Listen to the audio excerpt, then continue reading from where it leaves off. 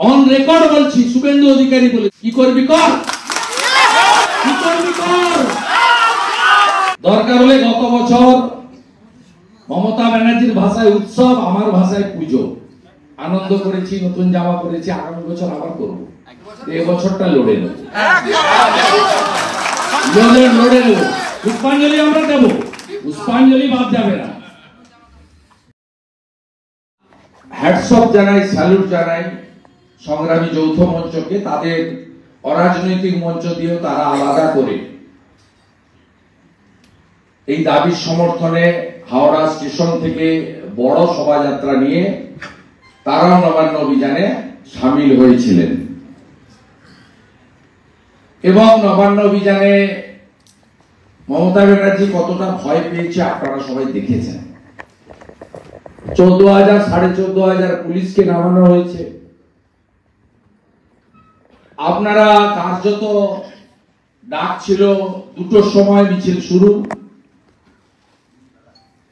আপনারা 12টা 20 থেকে মিছিল শুরু করে দিয়েছেন এবং 12:30 থেকে বাবুঘাটের লাস্ট 5:30 পর্যন্ত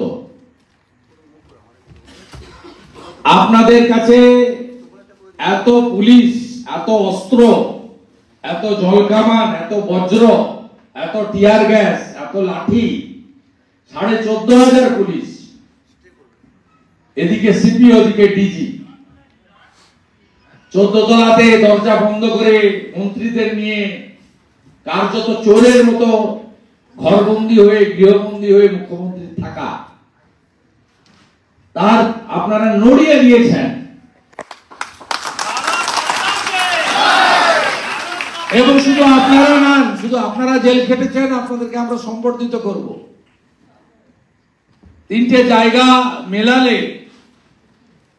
লক্ষাধিক মানুষ এসেছে। শুধু আপনার কলেজ স্কয়ার থেকে লাস্ট যে মিছিল এমজি রোড হয়ে হেস্টিংস এর দিকে গেছিল, একটা মিছিলে 30,000 লোক ছিল। ও সবচেয়ে অবাক করার বিষয়, কেউ গাড়ি দেয়নি, কেউ ব্যবস্থা করে আনেনি, স্বতঃস্ফূর্ত ভাবে আপনারা এসেছেন এবং আমাদের মোট 204 জনকে গ্রেফতার করা হয়েছিল।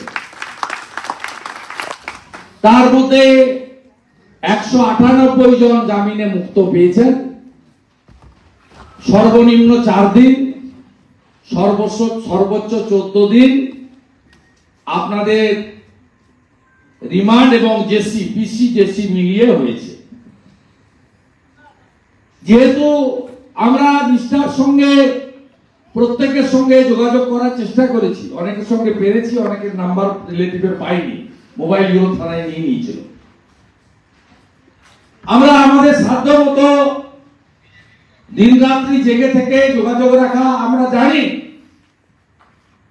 সুগারের পেশেন্ট ছিল এদের আপনাদের মধ্যে, 3 দিন সুগারের ওষুধ দিতে দেয়নি, বাড়ির জামা কাপড় দিতে দেয়নি, 2 দিন স্নান করতে দেয়নি। যেদিন অ্যারেস্ট করে এবং পরের দিন কোর্টে ফরওয়ার্ড করে 24 ঘন্টায় একবেলা সামান্য কিছু খাওয়া দিয়েছে। অভুক্ত ছিলেন আপনারা, মানসিক, শারীরিক সব রকমের কষ্ট দেওয়া হয়েছে। হেস্টিংসে যারা গ্রেফতার হয়েছিল তাদের মধ্যে শঙ্কর মজুমদারকে ফিজিক্যাল টর্চার করা হয়েছে। আমাদের অনেককে পিসিতে ডেকে বলা হয়েছে কনস্পিরেটরকে কে আসতে বলেছিল, নাম বলো, নাম খুঁজছে। CP Vineet Goyal on record বলছি, শুভেন্দু অধিকারী বলেছিল আসতে। কি করবি কর, কি করবি কর, কিছু করার থাকলে কর। চেয়ার দখল করে মুখ্যমন্ত্রিত্ব চায় না, শুনে রাখুন। আমরা ভোটে হারিয়ে ক্ষমতা দখল করব। আমরা ব্রিগেড প্যারেডে জয় শ্রীরাম করে, হরে কৃষ্ণ হরে রাম বলে, মৃদঙ্গ খঞ্জনি বাজিয়ে রামকৃষ্ণ দেব, বিবেকানন্দ, চৈতন্য দেবের মাটিতে ডবল ইঞ্জিন সরকার করব। আমাদের কোনো তাড়াহুড়ো নেই। যে অপরাধ করেছে এই অপরাধের ক্ষমা নেই, মুখ্যমন্ত্রীকে পদত্যাগ করতে হবে। প্রস্তুত আছেন তো লড়াইয়ের জন্য? মনোবল ভাঙেনি তো? বাড়ির লোক সাথে আছে? আপনাদের এই কেসগুলো সমস্ত আমি দেখাশোনা করব, কারোর কোনো সমস্যা হবে না। এই কেসগুলো আর তাদের স্বজনকে ওরা বেল আটকেছে, তাদের জন্য আমরা ইতিমধ্যে হাইকোর্ট করেছি। আগামীকাল 12 তারিখে হাইকোর্টে লিভ নেওয়া হবে। আমি আশা করছি তাদেরকেও আমরা উচ্চ আদালত থেকে বের করতে পারব। এবং সায়নের বেল আটকানোর জন্য এরা সুপ্রিম কোর্টে গেছিল, সেখানেও আমরা স্বনামধন্য আইনজীবী সিদ্ধার্থ লুথরাকে দিয়ে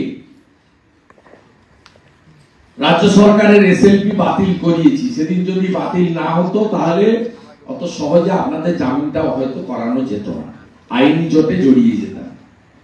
যাই হোক, আমাদের দায়িত্ব সম্পর্কে আমরা অত্যন্ত সচেতন।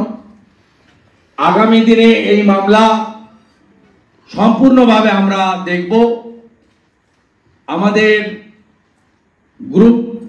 যারা গ্রুপ থাকবে, লয়ার ল ক্লার্করা যোগাযোগ রাখবেন এবং যাদের প্রয়োজন হবে টিএ ডিএ লিগ্যাল কস্ট সমস্ত দিয়ে আমরা আনবো এবং যত তাড়াতাড়ি এই মামলাগুলো, সব 10টা মামলা হয়েছে, সার্টিফাইড কপি তুলে স্টে প্রসিডিংস আমরা করব, যাতে আপনাদের 3 মাস 4 মাস অন্তর কাউকে হাজিরা দিতে না হয়।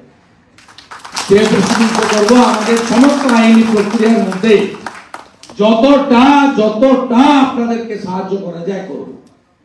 আর 2-1 কাজকর্ম চাকরি বাকরি ছিল আছে, একজন নোটিশ পেয়েছে 14 দিন ছিলেন বলে জেলে।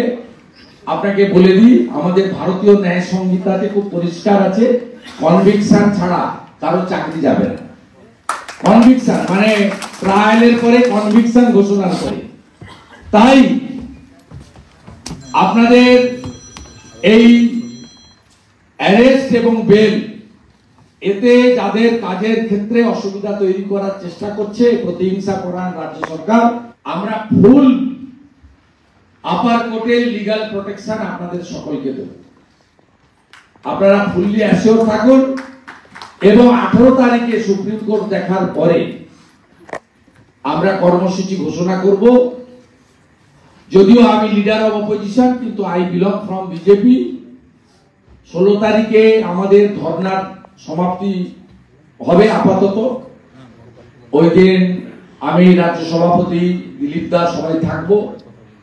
আপনারা যারা মনে করবেন আপনারা সবাই ধর্মতলাতে আমাদের কর্মসূচিতে আসবেন এবং 18 তারিখে সুপ্রিম কোর্ট দেখার পরে আমরা, দেখুন, আমাদের নিজস্ব কোনো এজেন্ডা নেই। আমাদের এজেন্ডা একটাই, 9 তারিখে ভিকটিম, 9 তারিখে যারা রেপিস্ট, মার্ডারার এবং যারা তথ্য প্রমাণ লোপাট করেছেন তাদের দৃষ্টান্তমূলক সাজা দিতে হবে। আর এই সমস্ত ঘটনার যিনি মূলাধার, দফা 1 দাবি 1।